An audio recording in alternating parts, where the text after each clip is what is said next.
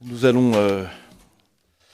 démarrer cette deuxième audition de notre mission d'information. Monsieur Burga, je vous souhaite la bienvenue et au nom de la commission, je vous présente tous nos vœux de bonne et heureuse année 2016. Vous avez été directeur de l'Institut français du Proche-Orient entre 2008 et 2013 et précédemment directeur du Centre français d'archéologie et de sciences sociales de Sanaa, au Yémen, et chercheur au Centre d'études et de documentation économique, juridique et sociale au Caire. Votre connaissance approfondie du Moyen-Orient va donc nous être d'une aide précieuse pour traiter le sujet sur lequel vous êtes sollicité. Vous avez consacré une partie très conséquente de vos travaux à l'étude des dynamiques politiques et des courants islamistes un peu partout dans le monde arabe, et on vous doit notamment deux ouvrages de référence sur ce sujet. L'un s'appelle « L'islamisme à l'heure d'Al-Qaïda », l'autre s'appelle « L'islamisme en face ». Vous avez la responsabilité pour le moment de coordonner un programme de recherche européen dont le libellé en français est, je cite, « Quand l'autoritarisme échoue dans le monde arabe ». Tout un programme sur lequel vous allez pouvoir nous dire quelques mots. Pour la bonne forme, simplement, je vous rappelle que cette audition est retransmise sur les services Internet de l'Assemblée nationale. Elle est ouverte au public. Je salue les membres de la presse et ses représentants qui sont ici présents. Je vous propose, monsieur, de prendre la parole pendant environ une vingtaine de minutes, plus ou moins, selon ce que vous aurez à nous dire. Et ensuite, le rapporteur et moi-même vous interrogerons avant de laisser nos collègues vous interroger à leur tour. Nous souhaitons terminer la séance aux alentours de 1 heure, dans 1 heure, 1h05, 1h10 d'ici, au plus tard, 17h45, si ça convient à l'ensemble de nos collègues. Monsieur Burga, bienvenue, vous avez la parole. Merci, Monsieur le Président. Merci, Mesdames et Messieurs, de votre présence ici qui témoigne de l'intérêt que vous portez aux réflexions, aux élucubrations de vos compatriotes intellectuels. Je me suis déjà prononcé dans cette maison devant une sénatrice que j'ai retrouvée tout à l'heure à l'Assemblée nationale du Sénat, d'où je sors, Madame. Voilà. Et cette sénatrice, à la fin de l'audition, avait dit, j'avais dit, si vous êtes intéressé, si vous estimez avoir tiré profit de quelques-unes de mes modestes remarques, souvenez-vous que si j'ai eu l'occasion, l'opportunité de les documenter, c'est grâce à des institutions dont je pense que nous devons remercier la République, qui sont ces unités mixtes, Institut français de recherche à l'étranger, dans lesquelles j'ai fait l'essentiel de ma carrière. Et cette sénatrice a eu cette remarque que j'ai gravée en or sur toutes les correspondances que j'ai adressées à mes tutelles depuis lors, et dit « Et vous coûtez si peu cher en plus ». C'est-à-dire, vos budgets sont tellement minimes. Alors évidemment, cette remarque m'avait enchanté et je l'ai colportée et répétée. Donc effectivement, les points de vue dont je vais vous faire part, ils sont fondés sur le privilège qui m'a été accordé de vivre 23 ans, je ne sais plus où j'en suis maintenant, mais je pense 23 ans, parce que vous avez mentionné, Monsieur le Président, les 6 années au Yémen, les 5 années en Égypte, mais il y avait auparavant 7 années en Algérie, et il y a eu après donc 5 années en Syrie et au Liban, puisque nous avons été chassés, nous, institution culturelle française, de la Syrie en 2011, à la suite d'une actualité que vous connaissez. Bon. Je ne connaissais pas exactement le dispositif, donc je n'ai pas, rassurez-vous, je peux parler pendant des heures, mais je m'attendais davantage à des questions. Je vais vous dire en préambule ce que je dirais si je n'avais que 5 minutes. Si je n'avais que 5 minutes, je vous proposerai une remarque que j'ai faite très régulièrement. Chaque fois que j'entends les experts ou les acteurs politiques entrer dans la porte des tensions que nous vivons, nous autres Français, par la porte de l'islamologie. Chaque fois que j'entends dire qu'il y a dû y avoir par là un imam radical, il y a dû y avoir une radicalisation sur Internet, ce pauvre garçon a lu une sourate qui n'était pas la bonne. Chaque fois que j'entends des savants islamologues nous dire « c'est pas l'islam, vous savez, ce garçon simplement, il n'a rien compris, il n'est pas assez informé, il n'est pas assez documenté, il n'a pas lu la bonne sourate, il ne l'a pas lu dans le bon sens, il ne l'a pas compris ». Bon, j'interromps en disant « attention ». nous sommes sur une fausse piste très très grave. Si nous entrons dans la porte des problèmes que nous sommes ici pour essayer de surmonter par la porte de l'examen critique de la culture de l'autre, nous nous privons d'une perspective analytique essentielle. Nous démarrons par un contresens majeur. Nous nous enfermons dans la responsabilité des seuls musulmans. Or, le problème que nous avons à surmonter est lié est né d'une interaction inefficace. Attention, ne me faites pas dire ce que je ne dirai jamais. Je ne dirai pas la faute est complètement de l'autre côté. Je dis la faute. Les tensions que nous vivons, les déchirures du tissu politique national sont l'expression d'un dysfonctionnement des mécanismes de la représentation politique dans lequel nous sommes par définition impliqués. Et comme je suis très radical, je rajouterai une petite dose, vu que nous sommes en situation d'hégémonie, c'est nous qui sommes du bon côté du rapport de force, notre responsabilité dans l'échec de cette interaction, il est peut-être plus fort que celui sur lequel on persiste à s'interroger, est-ce qu'il a bien compris son islam? Est-ce que l'islam intrinsèquement ne serait pas... Non, le problème c'est pas l'islam, le problème c'est la France, c'est nous tous. C'est nous tous, c'est notre incapacité à gérer harmonieusement une circonstance de notre histoire, qui est... Alors, pour l'instant, on raisonne dans le cadre du tissu national français, mais on verra si on raisonne à l'échelle de la Syrie ou de l'Irak. Mais la situation, la dimension pathologique de la situation que nous vivons est le résultat d'un dysfonctionnement des mécanismes de la représentation politique. Et nous sommes tous impliqués dedans, nous avons tous notre part de responsabilité, et le fait même que nous soyons encore hégémoniques, aussi bien à l'échelle internationale qu'à l'échelle du tissu national, fait que notre responsabilité est importante. Donc je vais me démarquer de toutes les approches qui s'interrogent sur, disons, qui d'une façon ou d'une autre énoncent une responsabilité unilatérale. Alors, le dossier de Daesh appelle deux grands chantiers. Le premier, c'est une révision lucide de nos modes d'interaction avec, je dirais, notre ex-périphérie coloniale, pour faire simple. Pas avec le monde entier, avec les pays de notre ex-périphérie coloniale.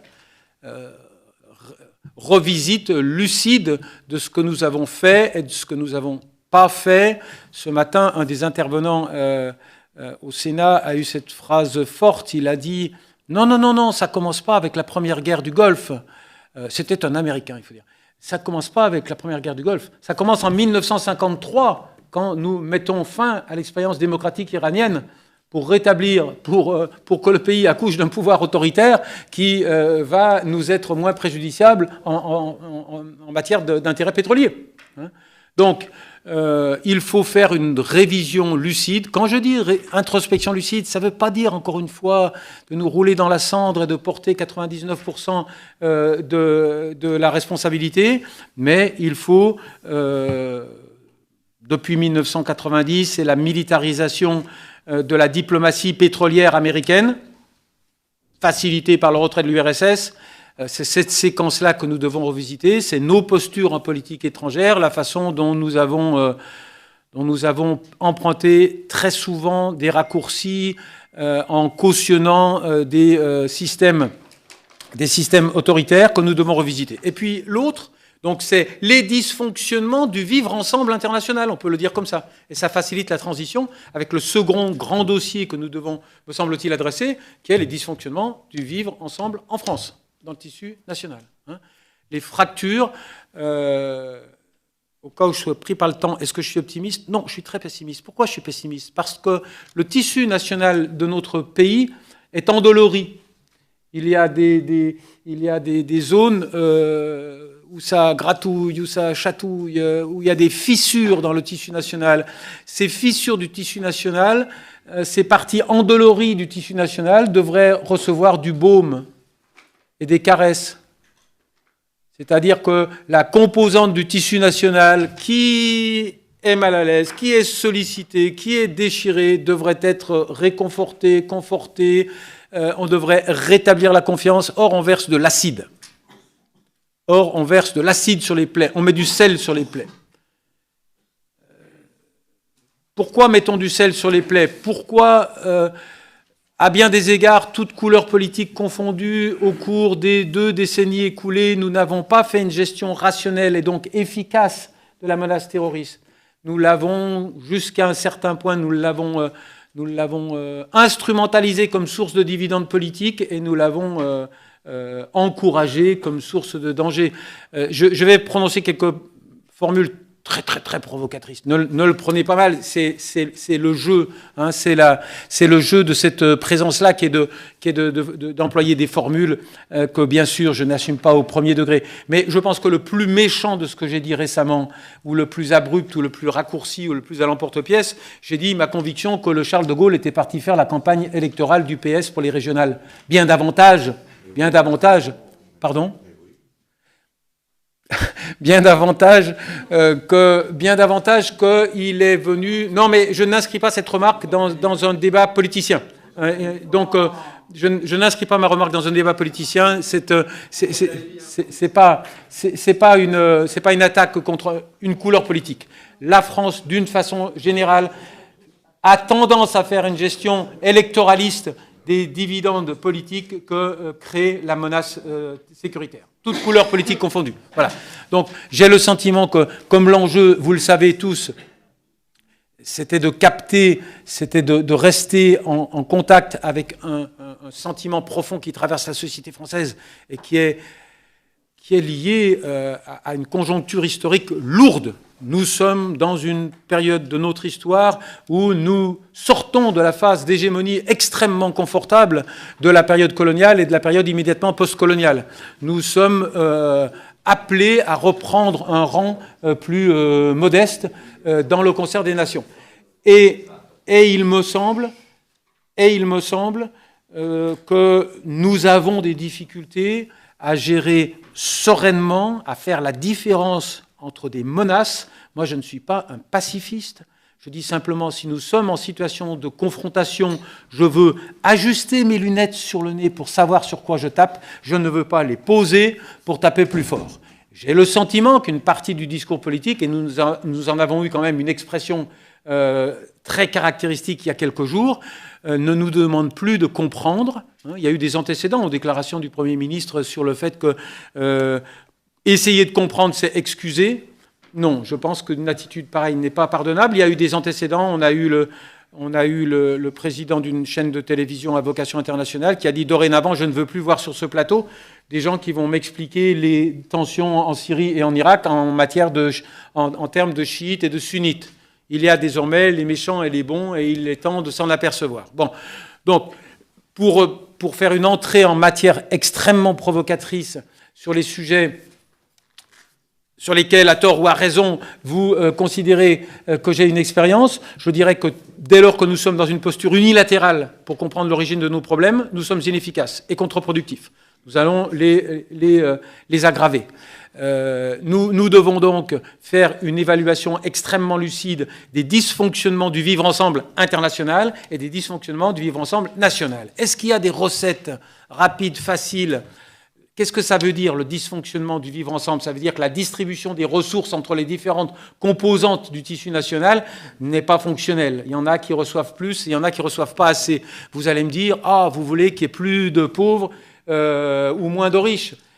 Oui, bien sûr, dans un cas de figure idéal, mais c'est difficile comme enjeu. Mais moi, il me semble qu'il y a des terrains sur lesquels nous pouvons affecter le dysfonctionnement du vivre-ensemble qui sont beaucoup plus immédiatement.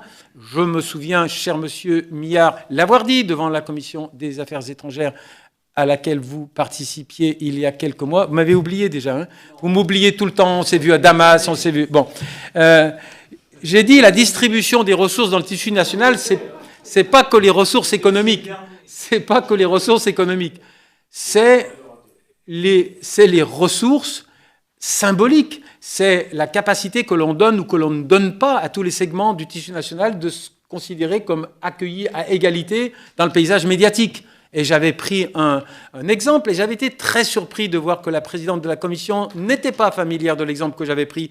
Je lui ai dit, vous savez, le pire de ce qu'on a fait jusqu'à présent, c'est de fabriquer des fausses élites musulmanes et de leur donner la parole au nom de leurs co-religionnaires. Et c'est ça qui...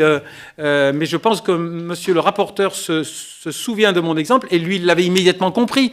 Parce que j'imagine que quand il entend l'imam Chalroumi parler au nom des musulmans, alors qu'on a choisi ce monsieur pour son incapacité abyssale à aligner 3 phrases, eh bien, il se sent humilié, ostracisé, stigmatisé, comme absolument tout Français de confession musulmane qui dit « Mais quel est ce système qui me fait représenter par des gens dans lesquels je ne me reconnais pas ?» Donc on a déjà là, qu'on peut toucher du doigt et qui coûte pas cher, un dysfonctionnement des mécanismes de représentation des musulmans. Nous ne souhaitons... Alors des Chalroumi, il y a le modèle analphabète et il y a le modèle savant. C'est-à-dire que dans l'espace public, nous n'acceptons que les musulmans amputés de toute dimension oppositionnelle. Nous aimons bien des musulmans savants et intelligents, pourvu qu'ils cautionnent, en quelque sorte, l'assise du discours de domination sur leur communauté. Mais sinon, on le traite immédiatement d'intégriste. Ce que je dis, moi, François, patron Saint François d'Assise, si c'est Mohamed qui le dit, au bout de 2 minutes, il est traité d'intégriste. Mais de l'extérieur, on a le droit de dire, cessez de jouer avec les mécanismes de représentation des musulmans de ce pays. Vous allez déjà desserrer, vous allez ouvrir la cocotte minute, la soupape. Laissons déjà des musulmans s'exprimer dans le débat public en ayant une posture oppositionnelle. Et vous pourrez retrouver des archives, parce que je n'aime pas qu'on dise « Ah, Burga, il aime bien les musulmans, donc il dit des trucs gentils pour les musulmans. » Non, moi j'aime bien mon pays. Au nom de l'intérêt que je porte à mon pays, il y a déjà 20 ans, j'ai dit, s'il y avait plus de musulmans râleurs, protestataires, dans l'espace du débat public français, nous aurions fait moins de conneries dans cette région du monde. Nos politiques étrangères auraient été plus fonctionnelles. Nous aurions peut-être entendu les grincements qui ont mis des années à nous arriver aux oreilles du dysfonctionnement des systèmes politiques maghrébins. On aurait peut-être commencé à croire qu'il ne fallait pas mettre tous nos œufs dans le panier de Ben Ali, comme on l'a fait jusqu'à la dernière minute. Alors, comme il a semblé que je tapais sur la gauche, je vais taper sur la droite, quand même, Madame Ali-Oumaré, face au printemps arabe. Et elle a proposé un surcroît de fonctionnalité à l'appareil répressif tunisien. C'est tout ce qu'on avait compris. Eh bien... Non, mais je suis certain que nous sommes au-delà de ces petites divergences politiciennes. On est là pour ça. Et donc, je pense que si nous avions plus de voix musulmanes, entre guillemets, mais protestataires, pas émasculées, pas de la tribu des béni oui-oui, analphabètes ou savants, hein, eh bien, nous aurions une meilleure... je prends des fois des exemples triviaux. Je dis, un arabe pour vendre des TGV, ça peut être bien. Eh bien, un arabe, pour nous dire la perception qu'il a des dynamiques politiques dans le monde arabe, ça peut être bien aussi. Ça peut aider. Sachons nous appuyer sur une perception expurgée d'une série de contingences, de difficultés qui sont inhérentes à l'histoire. Pourquoi on n'arrive pas à nous corréler rationnellement avec les dynamiques politiques dans cette région du monde? Bon, on pourra en parler pendant des heures. Il y a des explications parfaitement rationnelles, d'accord? Nous sommes en symbiose avec la petite frange des populations maghrébines qui nous disent dans la langue que l'on comprend ce qu'on a envie d'entendre. Malheureusement, on ne s'est pas aperçu. Bon, des fois, encore une fois, c'est une expression très réductrice, mais j'ai écrit quelque part, j'ai dit le président de la République est allé à la Marsa. C'est vachement bien, et je suis content qu'on ait des bonnes relations avec la Marsa. La prochaine fois, dès qu'il aille en Tunisie. C'est une boutade, vous me comprenez? Ça veut dire on ne doit pas établir une bonne relation qu'avec le segment social et le cas échéant linguistique qui nous dit dans la langue que l'on comprend ce qu'on a envie d'entendre, c'est-à-dire aidez-nous à lutter contre les islamistes. Ça, c'est dysfonctionnel. On doit être capable d'établir des relations avec le tissu complexe de la société dans son ensemble, y compris si on nous dit en arabe des choses relativement désagréables. Mais si on accepte cette interaction, on va voir que la matrice des valeurs communes, elle est bien là. Je ne demande pas aux Français de devenir musulmans. Je ne demande pas aux Français de renier leurs valeurs. Je demande de comprendre qu'elles peuvent être parfois véhiculées par des acteurs qui ne les expriment pas avec exactement les mêmes codes symboliques. Et ça, c'est, je dirais, si je devais m'arrêter là, je dirais, c'est ça notre problème. Notre problème, et dans la crise syrienne, on va le retrouver, notre problème dans la crise syrienne, c'est que nous n'avons jamais été capables d'identifier des acteurs. Dans la crise syrienne, il y a 4 catégories d'acteurs. Il y en a 2 qui fonctionnent avec le même logiciel, on va dire républicain et nationaliste laïque. C'est le régime et son opposition non djihadiste et non kurde. Et il y a 2 autres acteurs qui fonctionnent avec un logiciel où l'appartenance est soit confessionnelle, c'est Daesh, soit ethnique, c'est les Kurdes. D'accord ? Notre énorme problème, pourquoi la crise syrienne est montée par les extrêmes? Parce que nous n'avons pas su gérer le centre. Pourquoi n'avons-nous pas su gérer le centre? Parce que nous n'avons jamais été capables de définir des interlocuteurs, je dis les islamistes républicains. Je dis républicains. Moi, le type, s'il dit Bismillah le matin, je m'en fous. Je veux savoir ce qu'il dit après et ce qu'il fait après. S'il fonctionne dans le cadre d'un logiciel qui est un logiciel national, dans une temporalité et dans une territorialité qui est syrienne et nationale, je peux continuer avec. Et nous, on ne voulait pas. Nous, on voulait générer une opposition syrienne qui soit à notre image, complètement. C'est-à-dire qui soit pas laïque et républicaine, parce qu'elle est laïque et républicaine, le tronc commun de l'ASL, même lorsqu'ils disent Bismillah.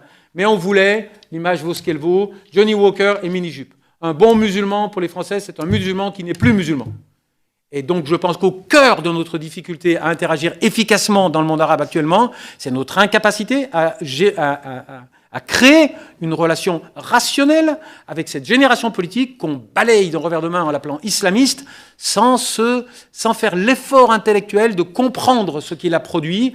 Et si on fait cet effort intellectuel, et on peut le faire si vous voulez que vos questions portent là-dessus, parce que je vais m'interrompre, on va voir que notre erreur, ça a été ça. On a immédiatement fait preuve de suspicion. Hein, je dis, les Syriens, on leur a donné la cuillère. Mais on n'a pas voulu leur donner la fourchette. On avait peur qu'ils nous la plantent dans les doigts. C'est-à-dire qu'on a fait confiance à une infime, et ça je peux vous assurer, j'étais sur le terrain, je me suis entretenu avec des groupes armés dans les camps de Zaatari, j'étais en Syrie jusqu'à la fin, j'avais quand même des contacts très directs, et je cite souvent la même anecdote, les leaders armés rencontrés à Zaatari qui m'ont dit « François, si on est 5 dans la pièce, il y a une belle fille qui rentre, et elle donne une rose à un seul d'entre nous. » Alors les autres, ils disent « Qu'est-ce qui nous est arrivé ?» Et qu'est-ce qui nous est arrivé? Vous avez 3 poils de trop. Et donc les services secrets, français, jordaniens et paradoxalement saoudiens, jusqu'à un certain point, même si ça choque, ont éliminé tous les groupes dont ils estimaient qu'ils n'étaient pas suffisamment laïques à un moment. Et ça a généré ce processus qui a envoyé, ceux d'entre vous qui suivent un peu la crise syrienne, peut-être vous avez vu le film Retour à Homs, avec ce jeune footballeur, je dirais comme vous et moi, si ce n'est qu'il est plus jeune que nous. Pourquoi est-il entré dans Daesh, ce monsieur ? Pourquoi il a terminé son itinéraire de douleur dans Daesh? Eh bien, parce que toutes les alternatives dites modérées avaient été abandonnées et trahies par les sponsors occidentaux et arabes jusqu'à un certain point.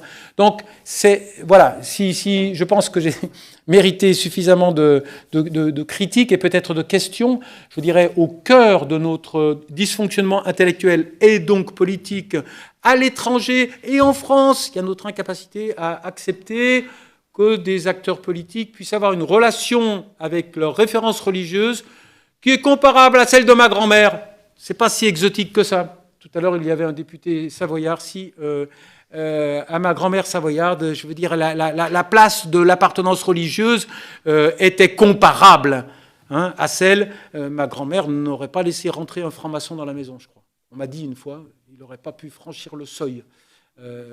Et puis, non, il n'aurait pas coupé la gorge. Mais on peut revenir là-dessus. Mais disons que le sentiment religieux... Moi, je ne vous parle pas des djihadistes, là. Je parle de ceux que l'on a exclus parce qu'on considérait que le niveau de religiosité était... parce qu'ils n'étaient pas assez laïques. Donc, voilà, ma conclusion ou ma proposition de départ, c'est nous ne sommes pas capables d'établir un contact interactif efficace avec le corps médian. Et s'il ne se passe rien au centre, eh bien nous nourrissons la montée aux extrêmes. Et regardez bien ce que nous avons fait en Syrie, nous avons nourri la montée aux extrêmes. Merci infiniment, Monsieur le Président. Merci, Monsieur Burga. Je vais passer la parole d'abord à Monsieur le rapporteur, qui a un certain nombre de questions à vous poser, et puis après nos collègues. Je veux dire, qu'en vous écoutant, Monsieur Burga, quand même, cette phrase du général de Gaulle qui revient à l'esprit et qui parlait de l'Orient compliqué, bien sûr. L'Orient a toujours été compliqué, il le reste. Et en même temps, on sait bien que ça nous concerne tous, mais quand on écoute votre propos liminaire, on a quand même l'impression que la responsabilité de l'Occident est totale. C'est un peu ce qui se dégage de votre présentation. J'ai fait une incise à plusieurs reprises pour dire ne me faites pas dire ce que je n'ai pas dit. Oui, mais en même temps, sans rentrer non plus complètement dans la problématique du Moyen-Orient lui-même. Alors je pense que peut-être vous allez rééquilibrer votre propos, parce que, je veux dire, on a l'impression d'une culpabilisation totale et complète de l'Occident et des Occidentaux que nous sommes. Je ne pense pas que ce soit ça que vous ayez tout à fait voulu dire, mais enfin, c'est ça qui ressort tout de même de votre propos liminaire. Monsieur le rapporteur. Monsieur Burga, merci pour cette passion dans votre expression. On avait déjà eu l'occasion de nous rencontrer.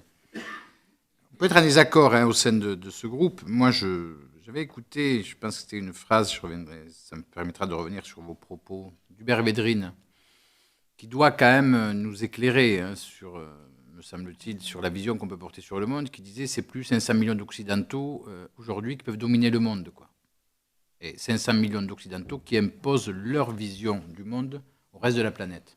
C'est une réflexion qui doit globalement quand même nous amener à réfléchir là-dessus, et sur lequel il me semble qu'on n'a pas assez réfléchi. Moi, je partage avec vous l'idée, qui n'excuse en rien, et on est dans un autre débat actuellement à l'Assemblée, aussi compliqué, que la République doit réfléchir à sa capacité qu'elle n'a plus à donner une identité, une citoyenneté à des jeunes Français nés sur son sol et qui sont, pour des raisons familiales, etc., considérés comme musulmans. Je dis bien considérés, quoi. Parce qu'il y a une espèce d'enfermement sur la citoyenneté aujourd'hui définie de manière culturelle à travers un nom ou une couleur de peau. C'est assez compliqué, mais ça nous amène sur d'autres sujets. Moi, j'avais quelques questions à vous poser. La première, c'est... vous considérez que les régimes saoudiens, émiratis, égyptiens amènent, j'allais dire, à renforcer le jeu de Daesh, qui prône une contre-révolution et légitime son discours. Alors, la question, ou les deux questions là-dessus, c'est de savoir, à votre avis, quel devrait être le rôle de ces trois pays cités, et quelle serait, à votre avis, la relation et les discours qu'on devrait porter auprès de ces trois pays? Premier élément, aux premières questions que je souhaitais vous poser. Deuxième question que je souhaitais vous poser, qu'est-ce qui pousse, d'après vous, ces jeunes aujourd'hui dans cette armée internationalisée autour de Daesh, ou ces combattants autour de Daesh, et en particulier des citoyens français, parfois des citoyens français convertis, à rejoindre les troupes de Daesh? Qu'est-ce qui les amène à franchir le pas, à passer de l'autre côté? C'est la deuxième question que je souhaitais vous poser. La troisième question que je souhaitais vous poser, est-ce que vous pensez qu'il y a aujourd'hui un changement de stratégie de Daesh avec la multiplication, pratiquement sur tous les sols, des attentats par rapport à ce qui était sa stratégie première d'expansion territoriale? Je propose de répondre à ma question et aux trois questions de monsieur le rapporteur, si vous voulez bien.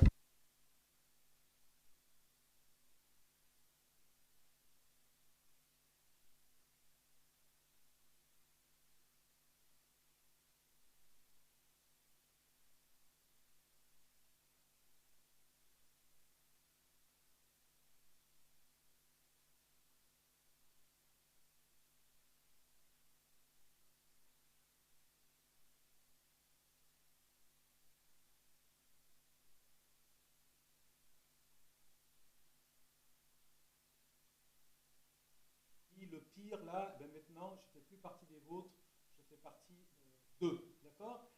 Il y a donc déjà de motivations qui sont d'ordre négatif. Il faut comprendre pourquoi un individu rompt avec l'environnement auquel il appartenait. Donc il y a une première série d'investigations, et là, très très très vite, on va tomber sur ce que j'ai évoqué tout à l'heure, les dysfonctionnements du vivre ensemble. Attention à ne pas emprunter de raccourcis socio-économiques qui dépolitiseraient. Un autre de mes récurrences rhétoriques, c'est de dire attention à n'importe quelle analyse qui nie aux acteurs la qualité d'acteurs politiques. C'est-à-dire qui dit c'est des pauvres mecs qui sont tombés sur la tête. Peut-être pouvez-vous retrouver trace d'un texte relativement synthétique paru sur Rue 89, par lequel j'ai répondu à la problématique d'Olivier Roy. La problématique d'Olivier Roy, islamisation de la radicalité. Il y avait des petits jeunes, et ben ils ont pété un câble. Il y a 20 ans, ils seraient devenus Mao. Ben aujourd'hui, ils sont devenus islamistes. Ça n'a rien à voir ni avec le conflit israélo-arabe, ni avec l'histoire de la colonisation, ils ne l'ont pas connu, ni avec nos bombes. Et évidemment, j'ai réagi à cela en prenant... Olivier Roy dit qu'il y a deux thèses qui s'affrontent. La thèse culturaliste, la radicalisation de l'islam. Vous partez de Bernard Lewis en passant par Abdelwahab Medeb, vous allez voir que tous nos ennuis sont inhérents à la culture de l'autre. Ça vient de l'islam, il y a un truc qui déconne dans cette religion, ils n'ont pas fait la révolution au bon moment, etc. Olivier Roy donne une alternative, il dit non, c'est l'islamisation de la radicalité, donc ça n'a rien à voir avec l'islam en quelque sorte. Mais le problème, c'est que pour affirmer cette proposition méthodologique, il nous dit l'autre thèse, l'alternative à la thèse culturaliste, c'est la vieille antienne tiers-mondiste. C'est-à-dire la vieille antienne de ceux qui disent, ben oui, c'est le prolongement des dysfonctionnements de la décolonisation, c'est la mémoire coloniale qui ressurgit, c'est le message irradié par le dysfonctionnement massif du conflit israélo-arabe, c'est l'imaginaire colonial, et lui il dit, non, ça n'a absolument rien à voir. Alors donc, moi je prends le contre-pied et je dis, première variable que nous devons examiner, c'est pourquoi un individu, pourquoi l'un des nôtres ne veut plus être l'un des nôtres. Attention, oui, il va y avoir des variables socio-économiques. Peut-être parce qu'il n'a pas eu le bon boulot. Peut-être parce qu'il est mal logé. Je ne nie pas cette variable-là. Mais si on s'y arrête, je dis, attention, erreur méthodologique. Et je vais prendre un exemple qui va vous choquer totalement, mais je prends deux exemples pour faire comprendre que la microsociologie des auteurs des attentats ne suffit pas à nous informer, à nous donner les moyens de comprendre et donc d'agir sur le mécanisme. Le premier exemple que je prends, je vous dis, si je vous apprends aujourd'hui que Atta, vous vous souvenez de Atta, c'est le mec qui pilotait le Boeing qui s'est écrasé sur les tours du World Trade Center. Si je vous dis, vous savez, Atta, il avait des gros problèmes, en plus c'est vrai, il avait des gros problèmes avec sa sexualité, il avait des problèmes avec les dames, tout ça. Et puis si je vous dis, mais l'autre, savez-vous qu'il avait raté le bac 2 jours avant? Bon, et on continue comme ça. Et je vous vends l'explication d'individus en situation d'échec pour vous donner l'intelligibilité de ce qui s'est passé en septembre 2001. Vous ne croyez pas qu'il va nous manquer quelque chose à la fin de la discussion ? Même chose, si on repart dans, alors je le dis affectueusement, dans le Dounia Bouzard. C'est-à-dire si on s'aveugle sur la microsociologie, si on passe l'après-midi dans l'escalier du HLM de la ville de Nice, d'où est parti le djihadiste, et qu'on veut que l'explication se limite, il avait raté le bac, il avait un pas bon boulot, on va rater quelque chose. Qu'est-ce que je vous demande de faire? Je vous demande de faire un zoom arrière. Je vous demande de faire un zoom arrière et de regarder la confrontation dans une territorialité beaucoup plus large. J'emploie souvent une autre image qui consiste à critiquer un dessin de Plantu, spécialement pour vous, Monsieur Millard. Le dessin de Plantu, c'était un non-musulman qui est agressé par un musulman. Alors, qu'est-ce qui lui arrive? Il est mort, il baigne dans son sang, d'accord? Et puis, un musulman agressé par un non-musulman. Qu'est-ce qui lui arrive? Oh, il est confronté à une épouvantable caricature qui ne lui plaît pas.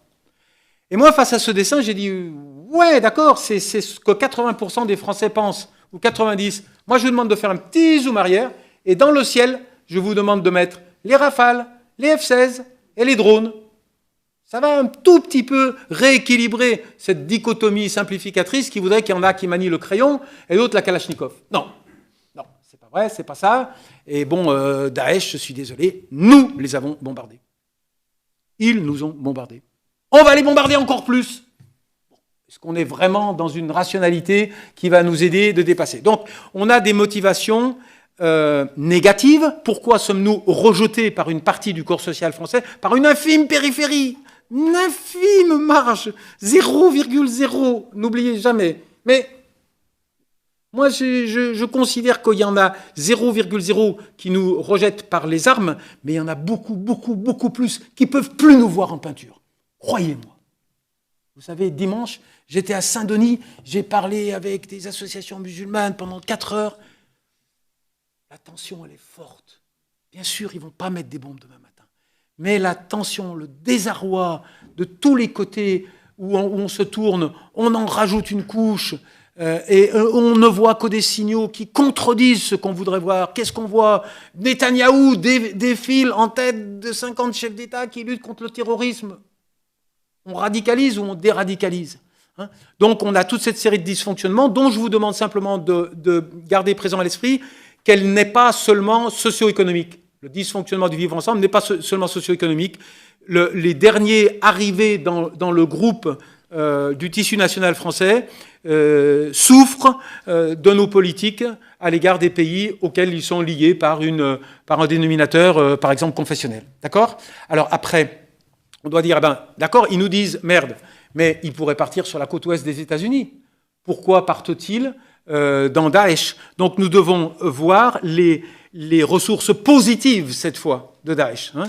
En quoi Daesh attire? Qu'est-ce que les gens attendent dans Daesh qu'ils n'ont pas eu dans leur groupe de départ? Alors évidemment, on peut jouer au premier degré, on peut jouer tout l'inverse, toute la gamme de l'inverse des motivations négatives. C'est-à-dire un individu qui n'était pas assez considéré dans son tissu national d'origine va avoir, il nous manque un mot en français, de empowerment.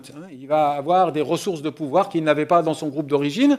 Il va avoir de la reconnaissance, mais ça va aller plus loin. Un jour, quelqu'un m'a dit cessez de comparer les djihadistes français avec les jeunes Français de confession israélite qui vont s'engager dans Tsahal. Parce que je n'ai pas eu le temps de le faire, mais disons, une mobilisation transnationale sur une base confessionnelle, ce n'est pas unique. Ça a existé dans des tas de configurations.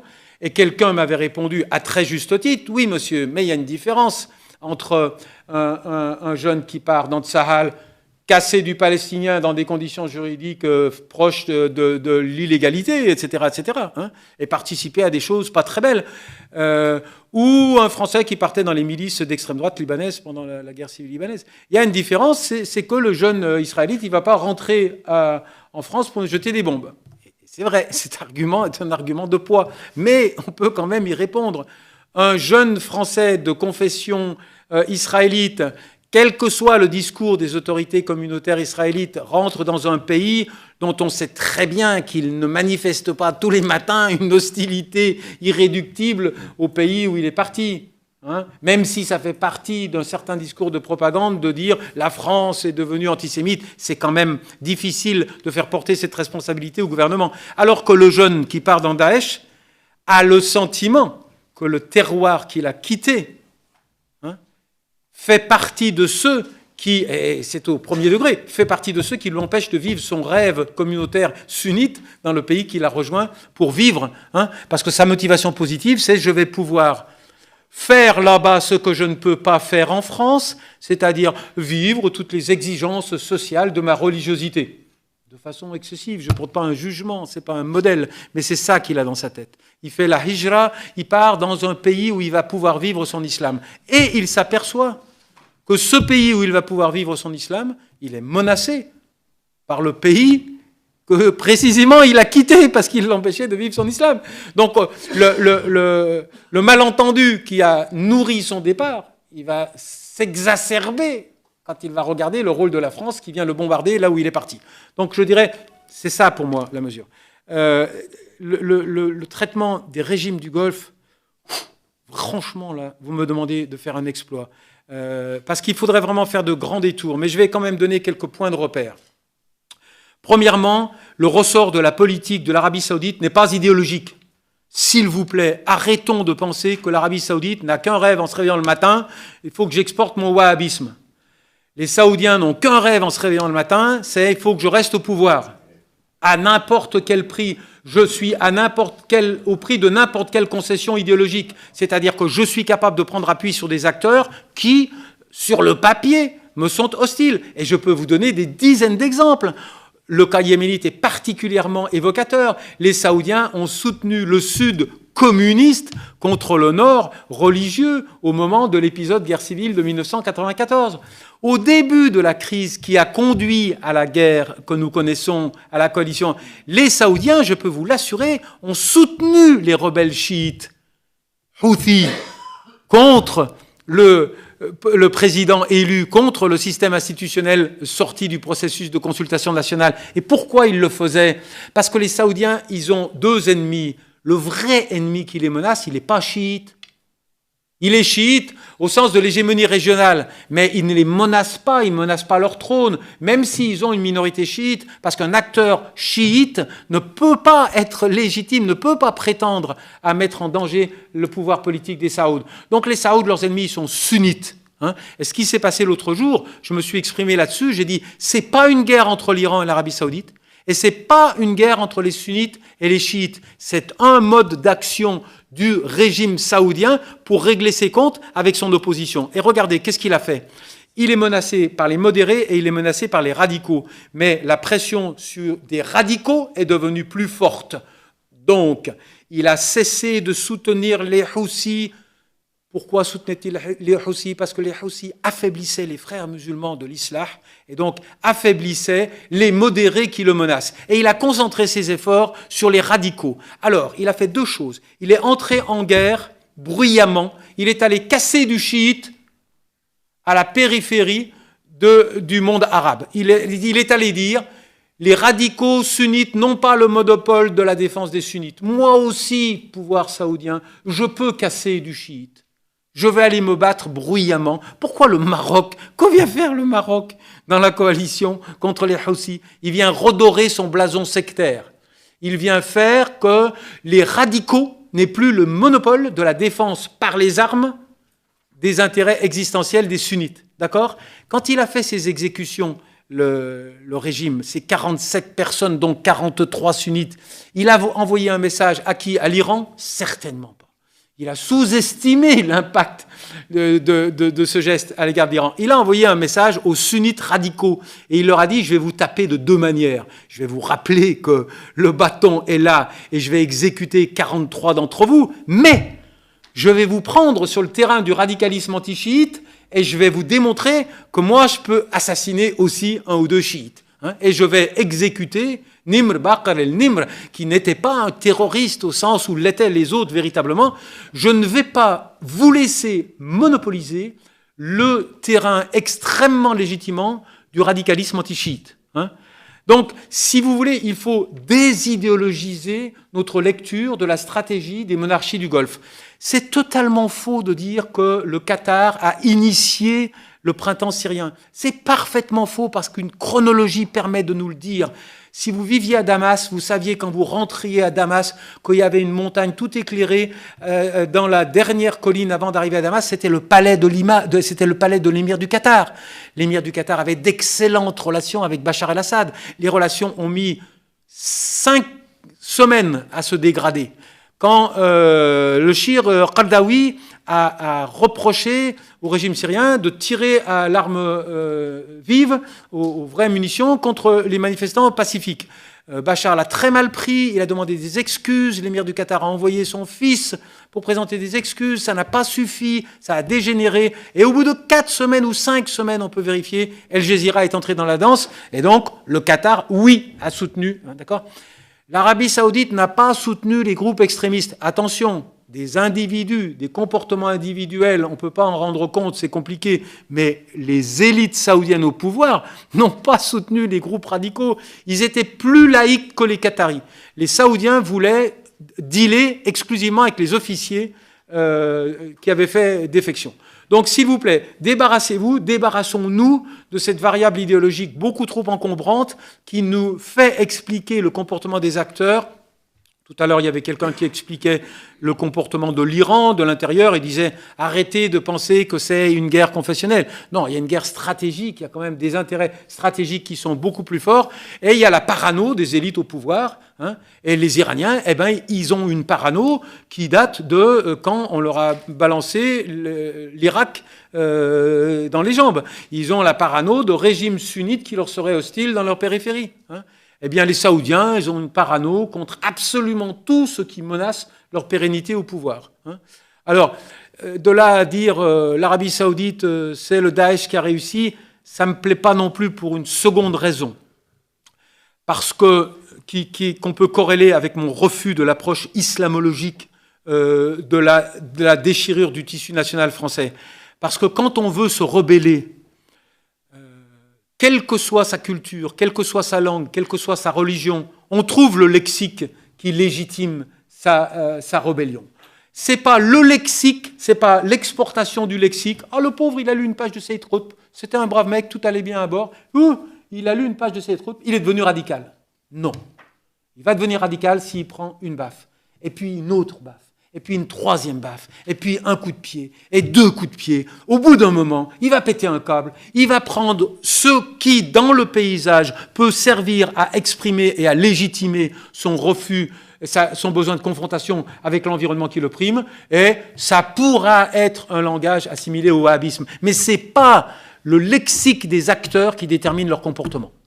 Ce sont des considérations politiques. S'il vous plaît, redevenons des hommes politiques dans nos raisonnements et laissons un peu de côté le poids, parce que c'est trop facile, vous comprenez, si les Israéliens écrabouillent les Palestiniens, c'est difficile d'avoir à gérer ce conflit sur un terrain politique. Ils sont méchants avec moi parce que je leur marche sur les pieds. C'est tellement plus facile de pouvoir dire ils sont méchants avec moi parce que, vous savez, c'est leur culture, hein, c'est l'islam. Ils n'ont pas fait. La suridéologisation d'un différent politique permet toujours de se sortir d'une impasse, hein, alors que si on revient sur le terrain du politique, ben, on est obligé de nous distribuer la part de responsabilité. Monsieur le Président, je me suis très mal fait comprendre. Si j'ai fait, et j'ai fait, me semble-t-il, plusieurs incises, je veux dire, ne me faites pas dire ce que je n'ai pas dit. Je n'ai pas dit que la totalité de la responsabilité des dysfonctionnements politiques dans le monde arabe est une responsabilité occidentale. Et puis, c'est vrai, j'ai rajouté, hein, la responsabilité du plus fort est plus forte que la responsabilité du plus faible. Alors ça, oui, je l'assume.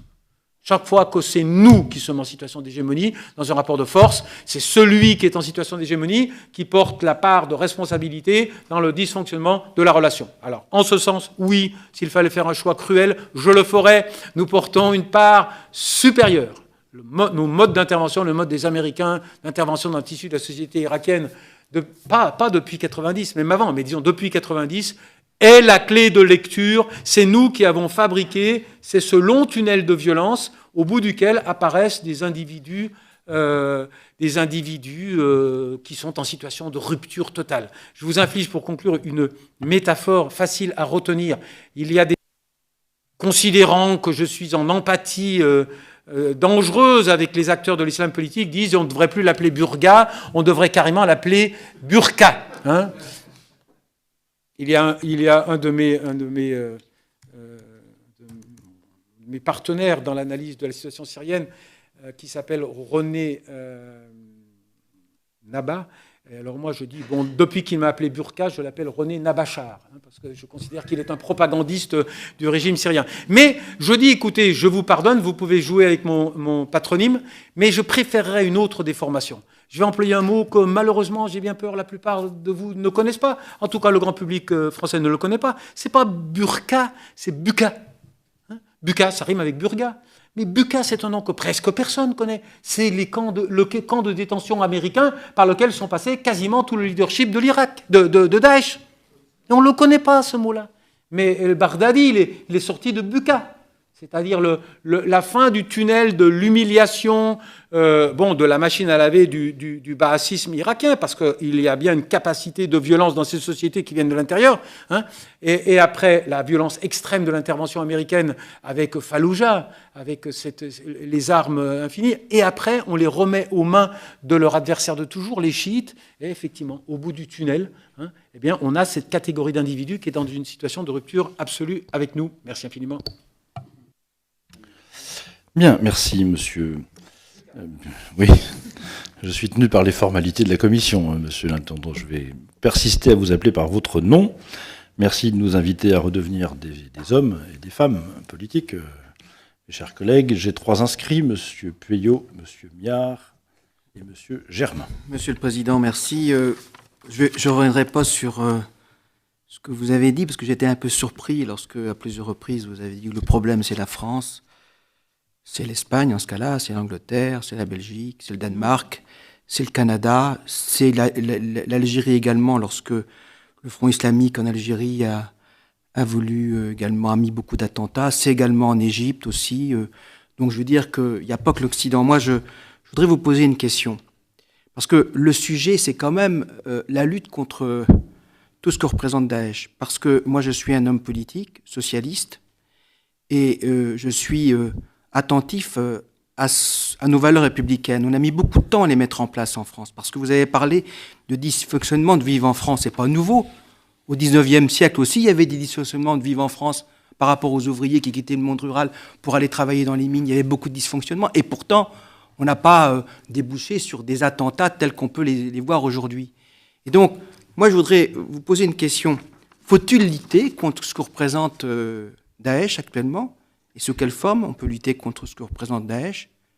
Parce que je pense que dans plusieurs régions du monde, les fondamentalistes islamiques combattent les libertés, les idées de liberté démocratique, combattent ce que représente l'Occident par rapport à cela.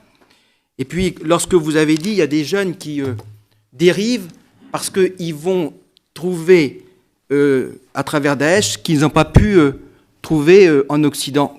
Donnez-moi des exemples concrets et précis. Parce que lorsque on entend certains témoignages quand même de personnes qui ont été en Syrie, c'est pas glorieux ce qu'ils ont trouvé. La violence, l'arbitraire, la loi, la charia, une loi effectivement qui est monstrueuse, à mes yeux en tout cas. Donc moi je voudrais savoir, pour vous, est-ce que nous devons nous travailler ensemble pour lutter contre Daesh? Et puis comme vous êtes chercheur au CNRS, je voudrais vous poser une deuxième question. Je suis allé aux Émirats Arabes Unis il y a très peu de temps, parce que je suis président du groupe d'amitié. Et dans ce pays, il y a une organisation qui s'appelle EDAYA, peut-être que vous la connaissez, qui est une institution internationale de formation, de dialogue et de collaboration et de recherche, justement pour lutter contre l'extrémisme violent. Ils parlent d'extrémisme violent, pas d'islamisme.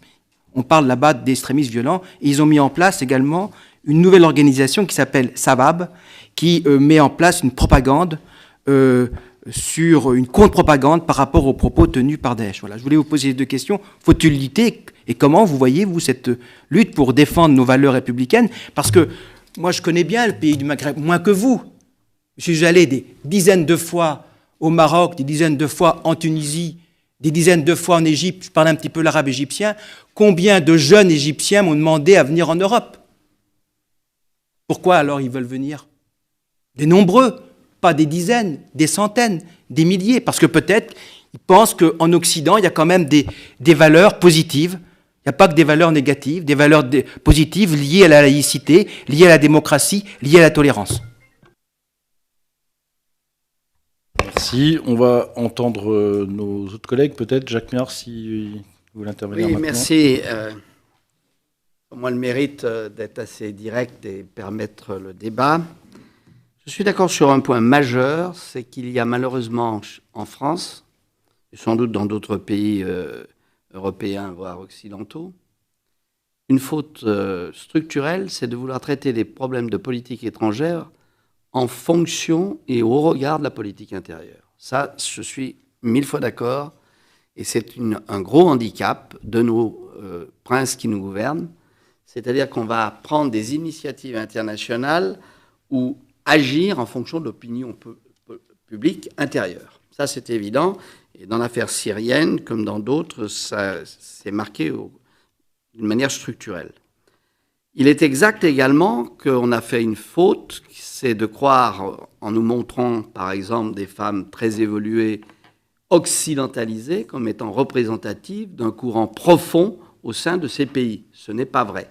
Ce n'est pas vrai. Je me souviendrai longtemps de ce qui s'était passé un jour où j'étais avec Yvette Roudy, féministe notoire, et qui m'a appelé à son secours lorsque nous étions ensemble à Alger pour essayer de se défendre à l'égard de femmes algériennes qui disent « Nous, on a notre propre culture, arrêtez de vous mêler de nos affaires ». Ça, c'est vrai. Mais il n'en demeure pas moins, et c'est là où je diverge un peu, c'est que ce que vous nous dites, et ça, c'est extrêmement grave, à la limite, c'est vrai qu'il y a une suite de frustrations, je suis d'accord avec vous, de problèmes non réglés, de partis pris qui ont été faits par tant la France, etc., dans un certain nombre de conflits qu'on a laissé pourrir. C'est vrai. Mais il ne s'agit plus de pleurer sur la cruche cassée. Et ce qui résulte de ce que vous nous dites, et c'est là où je voudrais quand même avoir votre position, c'est que vous nous dites, nous avons chez nous un certain nombre de gens qui ne se reconnaissent plus dans les valeurs et les principes de la République, comme cela vient d'être dit, et qui sont sur, je dirais, un autre logiciel identitaire. Mais c'est extrêmement grave de nous dire ça. Alors, il faudra vraiment le préciser, parce que vous avez quand même dit qu'ils ne se retrouvaient pas. Bien sûr qu'ils ont pris des gifles, bien sûr qu'il y a des problèmes socio-économiques, ça je suis d'accord avec vous, ça ne justifie pas ça. Mais ils ont une dimension religieuse qui nous échappe, parce que nous sommes religieux aujourd'hui. Et donc, ce que je crains, c'est que si on vous suit, ou tel que je vous ai compris, c'est qu'il y a deux cultures et qui risquent effectivement d'entrer en antagonisme parce qu'elles n'ont pas la même vision du monde que ce que nous sommes nous-mêmes, je dirais, depuis des lustres dans cette République que nous aimons. Alors, comment fait-on? Parce qu'il faut sortir de ce hiatus. Parce que si vous continuez sur le logiciel que vous nous exposez, je suis désolé, il n'y a pas de solution. Merci, monsieur le Monsieur le rapporteur. Pas défendre M. Burgat, il n'en a pas besoin. Mais Jacques, si vous permettez, sur cette question, qui touche des choses qu'on a du mal à évoquer entre nous, en tant que républicains. Et moi, je suis inquiet, j'ai eu déjà l'occasion de l'exprimer dans mon groupe, il y a une réalité aujourd'hui qui dépasse en France. Voilà. La question seulement socio-économique, pour les gens considérés d'origine maghrébine, parce qu'on ne parle que d'eux, je veux dire, la réalité est celle-là, supposés de confession musulmane, avec un enfermement là qui parfois pèse beaucoup sur ces Français. Vous imaginez le silence, je peux en parler pour moi encore, moi je suis quelqu'un qui a une immense chance, mais le silence qui pèse, parce que ce silence est quelque chose qui est en fait l'idée surtout de ne pas s'exprimer par peur de provoquer. Il y a une vraie question à laquelle on doit réfléchir comme républicaine, toute tendance politique confondue aujourd'hui dans notre pays, c'est comment aujourd'hui la République peut donner une identité, une citoyenneté, et ne pas laisser une identité, une citoyenneté se faire ailleurs. Et elle ne touche plus seulement les gens en difficulté sociale. Et c'est là où l'inquiétude est réelle. Ça touche même des gens dans notre pays qui ont réussi sur le plan social. Voilà, moi voilà, donc j'essaie de corriger un petit peu le propos, mais c'est autour de ça. Mais moi, c'est une vraie interrogation. Vraiment, Jacques, c'est pas... Pardon pour l'incise, Monsieur le Président. Vous êtes bienvenu, Monsieur le rapporteur, Monsieur Germain. Oui, merci, Monsieur le Président. Moi, je voudrais revenir sur deux points. D'abord, j'avais lu votre article sur l'article d'Olivier Roy, et vous lui reconnaissez d'ailleurs le mérite d'avoir posé, en tout cas, renversé un peu la façon de voir les choses, et en tout cas de ne pas rentrer dans cette approche simpliste qui consisterait à dire que c'est une radicalisation de l'islam. Là où je trouve votre explication moins convaincante, c'est que quand même, on ne peut pas s'affranchir des parcours de ces personnes qui sont identifiées dans les récents attentats, que ce soit en France ou ailleurs, puisque c'est un peu les mêmes profils. Et ce qui frappe souvent, alors il y a des exceptions, c'est pour ça que d'ailleurs moi j'ai pas lu l'article d'Olivier Roy comme excluant totalement les explications culturelles ou cultuelles, ni excluant totalement les explications tiers-mondalistes, mais comme voulant marquer ce point-là parce que renversant complètement la perspective de beaucoup. Mais enfin, dans ces parcours, quand même, ce qui frappe souvent, y compris pour certains menant à une très grande violence et très rapide, c'est d'abord la rapidité de la conversion à l'islam et du passage à l'acte. Dans des familles dont on comprend qu'elles n'étaient pas spécialement marquées par le conflit israélo-palestinien, pour ne prendre que cet exemple-là. Je vous trouve un peu noir dans votre vision de ce qui se dit dans les milieux musulmans en France, de la perception de ce qu'est de vivre ensemble. Moi, ça peut exister, mais je ne perçois pas ça globalement, en tout cas dans ma circonscription. Et je crois qu'on ne peut pas s'affranchir de cette réalité-là, qui tend quand même à dire, et ça vous l'avez dit, que dans des situations personnelles fragiles, Daesh et le système qui va avec, notamment médiatique, via Internet, via une communication très perfectionnée, fournit au fond un modèle clé en main qui donne à la fois du sens à leur vie et des moyens logistiques de passage à l'acte de manière extrêmement violente. Donc je crois qu'on ne peut pas écarter cela, sachant que par ailleurs ça a une très grande utilité. Bien sûr, rien n'exclut la violence, mais ce type de mécanisme-là, de bien les décrypter, ça permet de lutter efficacement contre cela. C'était ma remarque. Ma question, c'est plus, parce que moi, bon, par ailleurs, vous avez une façon très provocante de vous exprimer.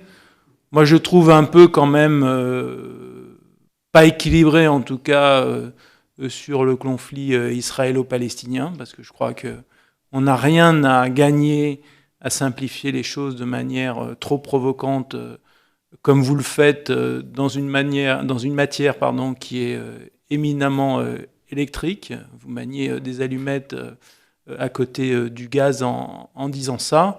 Mais je crois que c'est utile néanmoins de renverser le point de vue de la façon dont vous le faites, comme a su le faire aussi Olivier Leroy d'une autre manière. Et donc, moi, ce que j'aimerais savoir, c'est à partir de la vision du monde que vous développez, bien sûr de manière très caricaturale devant nous, quelles sont les perspectives et les issues que vous voyez de la situation en Syrie et en Irak? Parce qu'il ne faut pas oublier, ça vous ne l'avez pas dit ici, mais bien sûr tout le monde l'a en tête, on n'est pas allé en Irak par plaisir, on n'est pas du tout allé en Irak pour quelconque raison de politique interne, que ce soit la droite ou la gauche, et ça je suis totalement en porte-à-faux avec cette idée-là, y compris au sein du Parti socialiste lorsque nous avons soutenu l'idée d'une intervention en Libye. C'était pas du tout pour soutenir Nicolas Sarkozy, c'était, peut-être qu'on s'est trompé à l'époque, mais pour éviter un massacre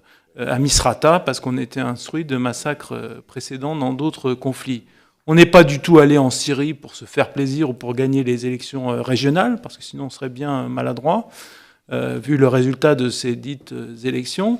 Mais on est allé en Syrie parce qu'il y a des centaines de milliers de morts dans un conflit qu'il faut qualifier de guerre civile ou autre, mais c'est pour, en considérant que la France a une responsabilité, est un pays qui peut justement intervenir sans être suspecté de défendre des intérêts pétroliers ou géostratégiques. Et c'est pour ces raisons, globalement en tout cas, que les républicains que nous sommes avons défendu les uns et les autres ces interventions.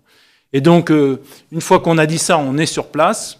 Il y a un processus qui est engagé notamment à Vienne. Est-ce que vous pensez que ce processus a des perspectives ou pas, compte tenu de ce que vous connaissez de la situation du monde arabe? Et si ce n'est ça, est-ce qu'il y a d'autres solutions? Parce que ce qu'on comprend en filigrane de votre propos, vous dites, écoutez, les enfants, retirez-vous de la Syrie, arrêtez d'intervenir, arrêtez de bombarder, et puis laissez-les régler leurs problèmes entre, d'une part, Bachar el-Assad, qui a ses défauts, mais qui représente le monde musulman républicain laïque, comme vous le qualifiez, et puis une opposition qui sera nette. Je souhaite vraiment voir quelles sont les perspectives que vous voyez, les préconisations que vous feriez? Merci, Monsieur Germain, chers collègues. Nous allons laisser répondre Monsieur Burgat. Ensuite, j'ai 3 autres inscrits, Monsieur Frommion, Monsieur Faure et Monsieur Rocheboine, qui prendront la parole après que notre orateur aura répondu. Vous avez la parole, Monsieur Burgat. Merci infiniment. Avec votre permission, je vais commencer par ordre chronologique inversé. Au nombre des péchés qui me sont reprochés par les gens qui ne m'aiment pas, il y en a quelques-uns, mais pas tant que ça. Il y a le fait que je ne me suis pas opposé à l'intervention française en Libye. C'est des taches sur mon veston sans arrêt. On me dit que j'ai soutenu l'intervention française. Tout ça pour dire que je ne suis jamais dans une posture d'angélisme. Je ne suis pas dans une posture antinationale. Moi, mon drapeau, je l'aime beaucoup. Je l'ai promené sur mon sac à dos quand je faisais le tour du monde comme un étudiant. Je l'ai brandi quand j'étais au Yémen en 2003 et que les gens dans les villages nous applaudissaient en tant que Français parce que nous étions identifiés à la sagesse de Monsieur de Villepin. D'accord ? Donc, quand je dis, pardonnez-moi, quand je dis le problème c'est la France, c'est certainement pas, je désigne pas la responsabilité de la France, je dis la France par opposition à le problème c'est une partie de la France.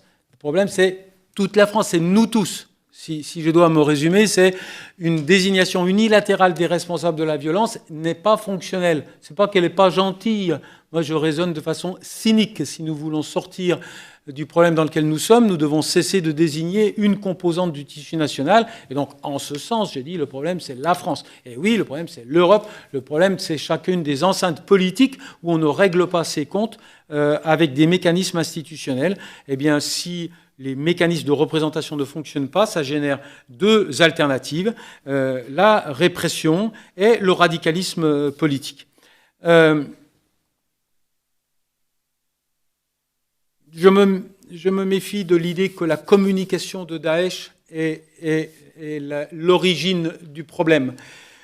Ça, c'est une espèce d'atavisme analytique qui est également, qui nous mène directement au contresens. Je peux vous faire l'historique de cette propension que nous avons à dire, et on remonterait quand les islamistes se sont mis à utiliser les cassettes audio. Je peux vous montrer des pages entières. On dit, ouais, ils trichent. Ils utilisent les cassettes audio, et donc maintenant, alors ça court-circuite les normes et tout. On a toujours eu du déplaisir à voir chez ceux qui nous résistaient une capacité à utiliser les technologies de communication comparables à la nôtre.